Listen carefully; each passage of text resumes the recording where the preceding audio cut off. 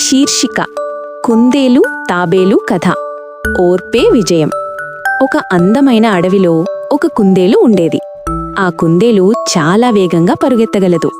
తన వేగంపై అది చాలా గర్వపడేది. ఒకరోజు అది అడవిలోని జంతువులందరికీ చెప్పింది, నాలాంటి వేగంగా ఎవరూ పరుగెత్తగలరు, ఎవరు నాతో పోటీ పడతారు? అప్పుడు అక్కడున్న తాబేలు నెమ్మదిగా ముందుకు వచ్చి చెప్పింది, నేను నీతో పోటీ పడతాను. హహ, కుందేలు నవ్వుతూ చెప్పింది, నువ్వా నాతో పోటీ పడతావా? సరే చూద్దాం. పోటీ ప్రారంభం. అడవిలోని జంతువులు పోటీకి సిద్ధమయ్యాయి. పోటీ మొదలైంది. కుందేలు చాలా వేగంగా పరిగెత్తింది. కొంత దూరం వెళ్లి వెనక్కి చూసింది. తాబేలు చాలా వెనక ఉంది. కుందేలు అనుకుంది, ఇది చాలా నెమ్మదిగా వస్తోంది, కొంచెం నిద్రపోతే కూడా నేను గెలుస్తాను అని చెట్టు కింద పడుకుని నిద్రపోయింది. తాబేలు ఓర్పు. తాబేలు మాత్రం ఆగకుండా నెమ్మదిగా ముందుకు సాగింది. అది ఎప్పుడూ ఆగలేదు, తన లక్ష్యాన్ని మర్చిపోలేదు.